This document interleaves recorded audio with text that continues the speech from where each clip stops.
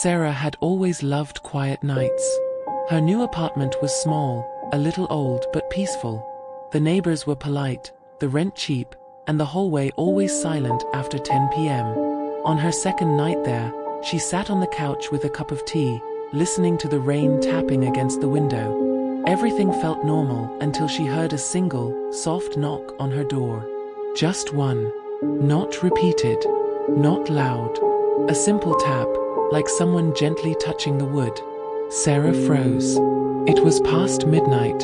She knew nobody in the building yet. She waited a few seconds, expecting a second knock, but none came. Eventually, she dismissed it as someone hitting the wrong door. But when she looked through the peephole, the hallway was empty. The next night, at the exact same time, 12:03 a.m., another single knock came. No footsteps before, none after. The sound was so soft, almost careful. Sarah's heart pounded as she approached the door. Again, no one was there. By the fourth night, she was too scared to even check. She sat motionless on the couch, holding her breath as the single knock echoed through her apartment. This time, it felt closer, sharper, like a fingernail tapping the door instead of a fist. She didn't sleep. The next morning, Sarah went to the neighbor across from her. The old woman living there watched her quietly, as if she had been expecting the question. "You heard it too, didn't you?" Sarah asked, trying to sound calm. The old woman's eyes widened. "You opened the door, didn't you?" "No," Sarah whispered. "I never opened it. I just listened." The woman leaned closer. "Good. Whatever you do, don't open the door after that knock. She only knocks once. That's the warning." Sarah felt a chill climb up her spine. "Who is she?" The old woman's voice cracked as she spoke. "A girl who died here. Years ago. She lived alone.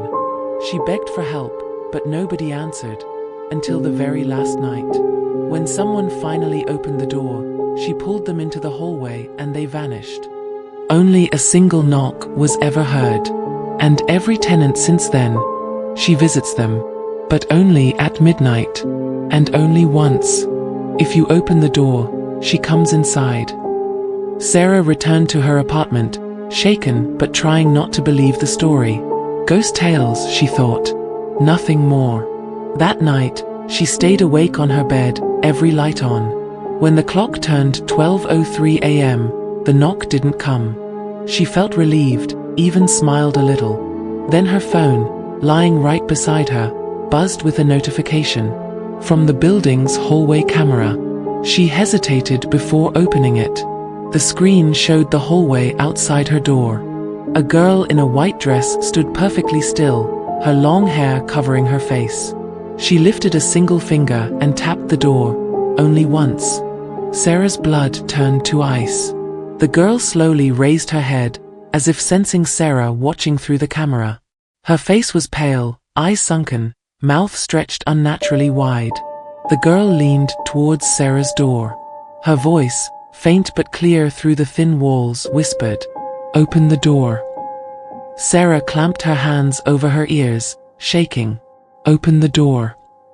The handle of her door twitched, slowly turning left, then right, even though the knock had already passed.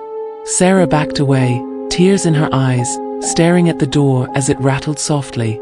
Then everything went silent. She didn't sleep until morning. When sunlight finally filled the room, Sarah gathered her things, ready to leave the apartment forever.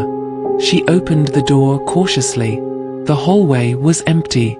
Except for one small thing on the floor, a single bloody fingernail resting beneath her doormat, as if someone had clawed her door all night.